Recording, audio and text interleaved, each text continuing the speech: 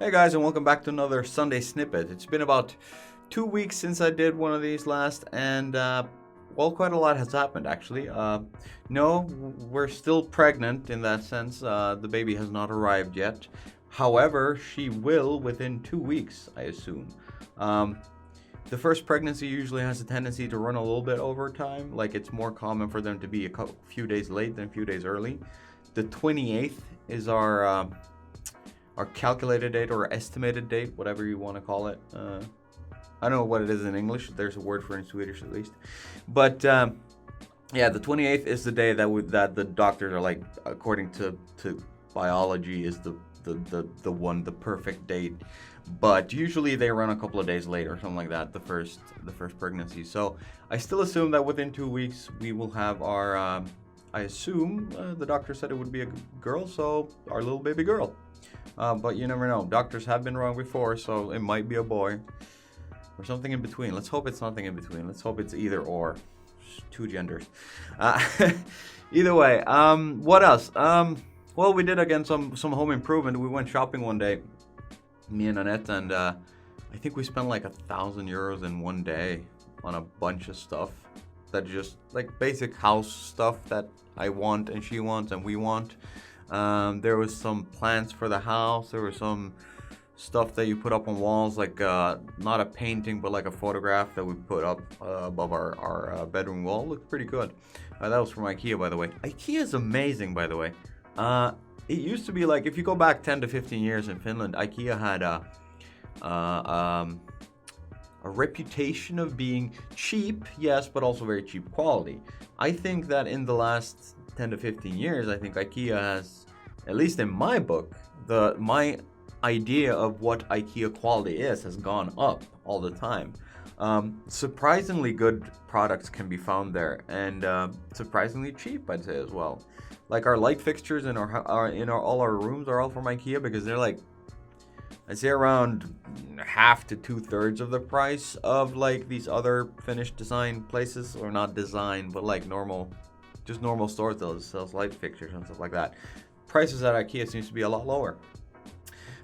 So yeah, we buy a shit ton of stuff from IKEA. Most of our home is from IKEA at the moment.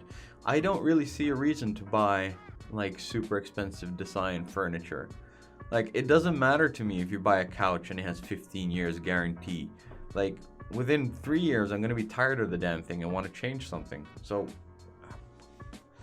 like, some furniture I can understand, like especially like these old hand-me-downs that have been in the family for like 3 generations or something like that. And you have to admit that the quality and the woodwork are usually a lot better on stuff that isn't from IKEA, but like from a proper woodworking shop. But those, in my mind, are more like luxury items. For everyday stuff, IKEA's quality is top notch and very easy on the wallet. But what we also bought was a grill. I finally bought a grill. Summer is coming to Finland. Finally, there's no more snow on our yard, at least. I think there's still like, when you drive through forested areas, you can still see snow along edges between trees and stuff like that. Whatever place is like always shaded still has a little bit of snow around it, but temperatures have gone up really well. Snow is melting really fast, and it really seems like finally spring is here and summer is on its way, which is just excellent. So with that, the grill season started, and I realized that, god damn it, I really need to buy a grill. Now I'm a bit of a. There's a saying in Finland. In Finnish, it's köyhä ei varasta halpaa, which means a poor man cannot afford to buy cheap. The idea here is that if you buy a cheap product, you're gonna have to replace it very soon, and in the end, it's gonna be more expensive than just buying a more expensive quality product from the start. And I believe in that saying. I think it's actually quite true. So when we bought our grill, I was hoping to stay below $500 or €500 for a gas grill, but in the end, it kind of went a little bit over that, quite a lot over that, with all the like trimmings. Of course, just the grill itself maybe wasn't super expensive, though it was a higher grade grill. But then you have to get all the gas bottles and the flippity floppies and the grabby thingies and all that stuff and the hood for the grill so it doesn't get wet and rust and things like that. So in the end, it got a little bit more expensive than I expected, but I'm happy with it. And the reason I'm telling you this, because you're going to be like, why are you talking about our grill? Is because I am planning on pretty soon to do a walkthrough of the house and kind of show what it looks like today. If you look at my, like one of my really first vlogs, I think, was actually from this room when I was renovating it, and it's filmed with my phone camera. And I think it's even filmed vertically, which is a terrible sin, but I don't film usually with my camera, so I didn't think about it. Either way, then I do like a quick walkthrough of the house. But I want to do like a proper one where I go through all the rooms and show what it looks like now that we've done some changes. And I want to show the yard and things like that. But then you might be asking yourself, well, why aren't you doing it right now? Well, because right now the house is a bit of a mess. It's not bad, but I want it to be like clean when I do the walkthrough. There's also some little small things that we should do before I want to present the house. Like, for instance, right now our curtains in one of the rooms are like on the wrong height. Yes, I know, it's exciting talking about the length of curtains. But this is the kind of shit you start dealing with when you buy a house, because you're like, okay, I spent a shit ton of money on this, or actually I put myself in a shit ton of debt for this. I want it to be perfect. So that's one thing. What else happened last weekend? I actually wanted to do a Sunday Snippet last weekend, and for kind of a specific reason as well. But that reason also took a lot longer than expected, and it turned out that I didn't have time to do what I wanted to do, so everything just kind of fell through. Last weekend, I've seen it before, but we did it again. I went to Annette's brother's wheelchair rugby game, also known as murder ball. It's an insane sport. So, bit of a backstory. Annette's brother had an accident and he hurt his neck in the most mundane way possible, really. It was an extremely unfortunate event. He fell out of his bed and hit his neck on a glass table. And he hurt the C6, C7 nerve damage up in the neck. And he was alone in the apartment, and he spent a couple of hours, I think, screaming about it. Screaming for like not being able to move, but trying to shout for help, and until the neighbors noticed that, they called ambulance. When the ambulance personnel arrived, they didn't believe him when he said he couldn't feel his legs, probably because he was drunk out of his mind. But they just didn't handle the situation correctly. They didn't believe him, and then they were like, okay, fuck it. If you're not gonna like do what we say, we're just gonna carry you down like a bag of potatoes. So they didn't even get a stretcher or anything. They just carried him manually down the stairs from his apartment building and threw him into an ambulance and went to the hospital. And even there, it took a couple of hours, I think, before any specialist actually had a proper look at him. And people just didn't believe they couldn't feel his legs. And what ended up being was that they realized that, yes, he had damaged a pretty significant nerve cluster in his neck. And if somebody had done anything about it like an hour earlier, he would still be able to walk. But because of how this whole thing played out, he is now paralyzed from pretty much like upper chest line. It goes like through his arms and out to his hands and downwards. That means he can move his arms. He doesn't have full control over his fingers, and he can move his head and stuff like that. But he is wheelchair bound for what we assume to be the rest of his life, unless something very, very miraculous happens. Or very rare, at least, happens. So he's in a wheelchair, but he's a cool guy. He hasn't let this get him down or anything. He's trying to become, or not trying to become, he already is a rapper, but he's trying to make it big in music, in Finland at least. And he also started playing wheelchair rugby, which, as I said, is also known as murder ball. And I have to admit, it's an insane sport. Now, you know, everybody knows pretty much what a wheelchair looks like, right? When you play wheelchair rugby, you move. Let's put it like this: like if your normal wheelchair is your everyday car, like a family car, then the rugby wheelchair is like something out of Mad Max. It's insane. The wheels are really slanted, and the whole thing is built like a cage, like a steel cage. and they're extremely quick, extremely nimble, and they ram each other very hard in the games. I don't think I got any good clips of any real, like, really hard hits, because I'm going to show you a few clips from the game soon. I don't think I have any really good, like, tackles, or whatever you want to call them, but it's not unusual for the chairs to just flip over with the people inside them, which looks really crazy when you have a person who doesn't have control over his muscles from chest down, and he goes wah through the air with the chair. It looks scary as shit. But then again, what's the worst that can happen? Get paralyzed again? Either way, but it's a surprisingly little amount of padding, and like, they don't even wear helmets, which surprises me. I really thought they would wear helmets, but nope, they're just in their little murder chairs, little Mad Max chairs. I'm gonna roll a few clips from that, and you can watch it right now. Before I go, keep an eye out for number 12. That's Annette's brother. His name is Elias. I'm gonna link to his YouTube channel below. He raps in Finnish, and he produces some pretty nice videos. So check that out if you have a chance.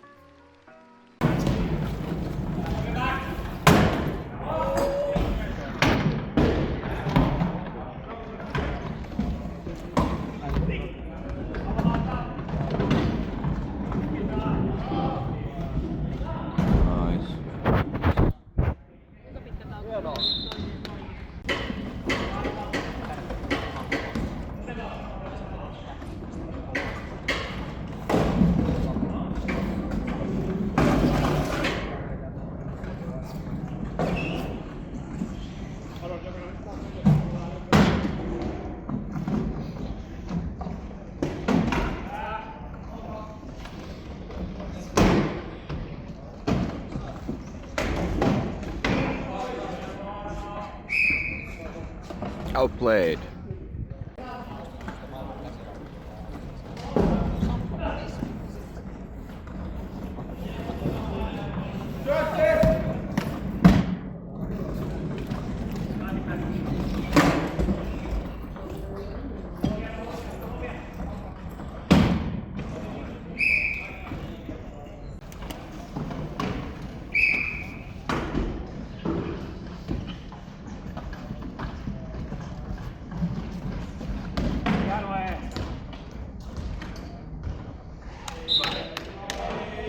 Elias!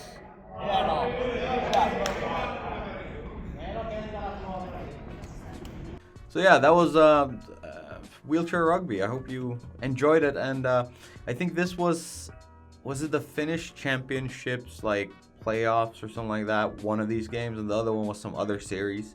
And as you can see, it's a small venue. It's actually a school that, like, rented out the, what do you call it, the gymnasium? Is it called a gymnasium? And they play there.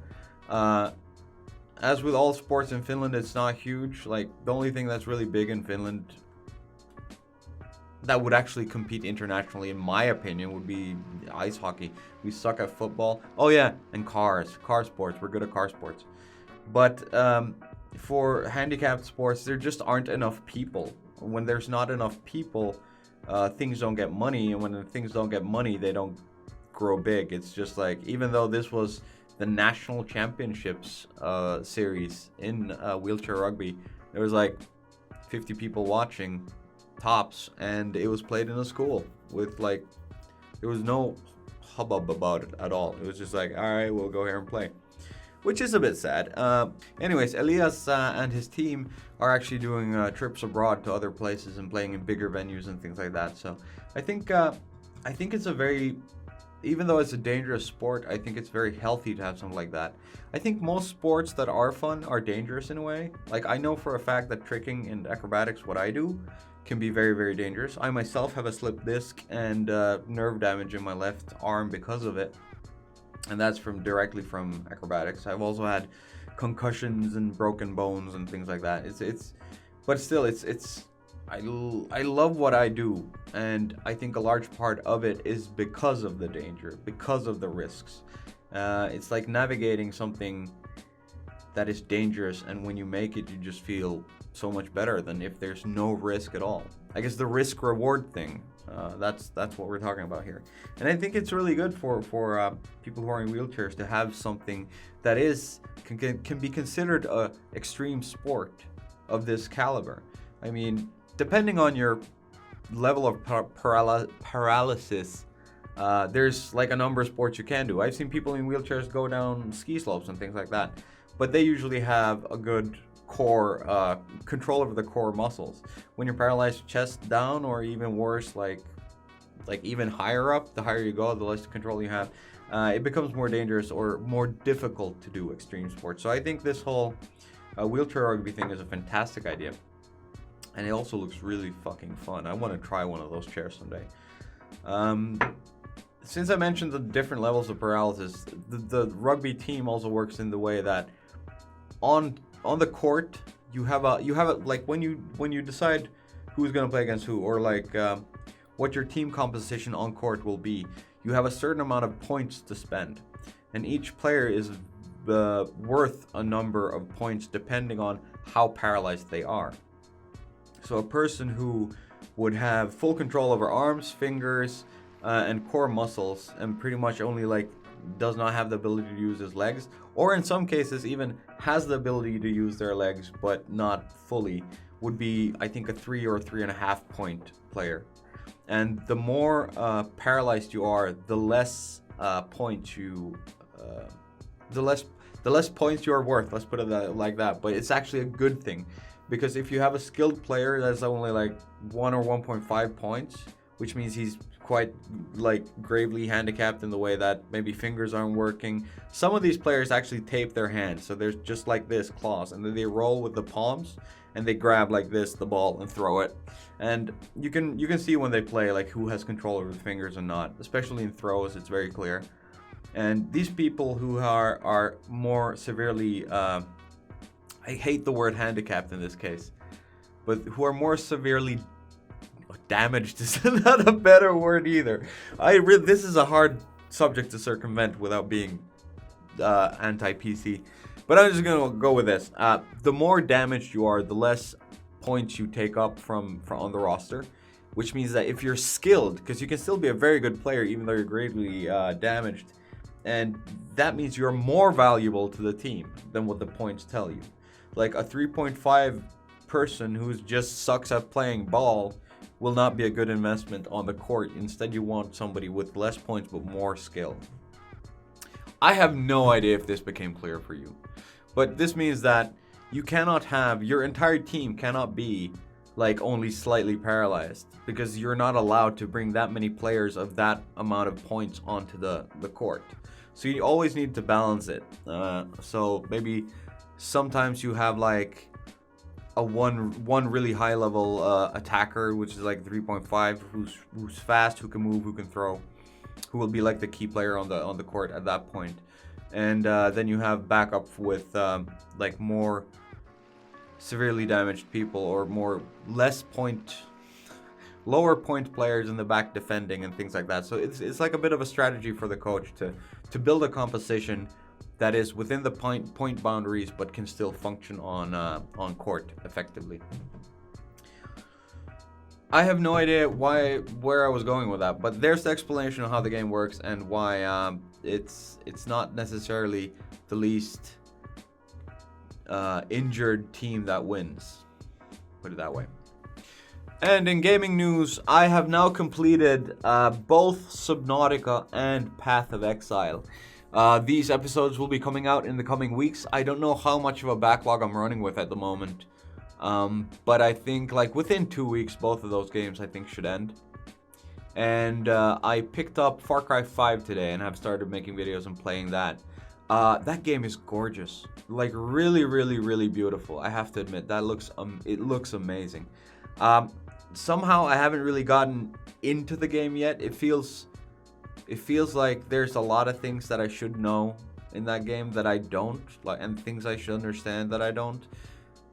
It feels like I'm like kind of floating on the surface of the game right now. I'm just looking at all the pretty textures and shooting things, but I haven't really gotten into the mechanics of the game. Like, What does it pay to upgrade? Where do I get weapons? Why do I only have 2 weapon slots? Things like that. And I really haven't started hunting the animals and skinning them, getting the skins and whatnot, which has always been a thing in Far Cry. So I'm still very like, I don't know what this game is at the moment. But what I've seen of it so far is that it plays, first of all, it plays really well. Full SLI support. I have everything on Ultra pretty much, and it's keeping above 60 pretty steady. So I'm happy with it. Now let's just see if it's a good game. Other than that, God of War came out for PlayStation 4 recently, and I am enjoying the ever-living hell out of Jesse's and Gerard's playthrough of that. If you want to see 2 very good players play God of War, then watch Jesse Cox. Go to Jesse Cox's channel and check out God of War hard mode. I think God of War hard mode, and episode 1, 2, 3, and I think it's 4 came out today. For some reason, if you don't know who Gerard is also known as completionist. He spends his life, I guess, just 100%ing all the games. Like, the dedication in that man is insane, and I'm not gonna claim that I understand the attraction, but holy shit, I lift my hat to his dedication, because most games contain, no game is perfect, which means that all games contain a little bit of shit, and this man has made it his mission to not only do all the good stuff, but also wade through the shit to get that 100%. I mean, that's a reward in itself, I guess, for him, but I wouldn't do it. I would not put myself through that. And Jesse, on the other hand, is an absolute loot whore and lore whore. Let's put it that way. Jesse, I've watched other playthroughs of Jesse's where he has predicted some really, really complex storylines really early in the game, just based on a few bits of lore. So he is a god when it comes to really like digging in and living the lore of games and things like that. One thing that is interesting is that when they started this first playthrough completely blind, they went like, yeah, let's set the difficulty settings to the highest possible one and just go with that. And that makes their series so much more enjoyable to watch for some reason. I have to admit, the fights drag on a bit, especially when they die 2 or 3 times to the same thing.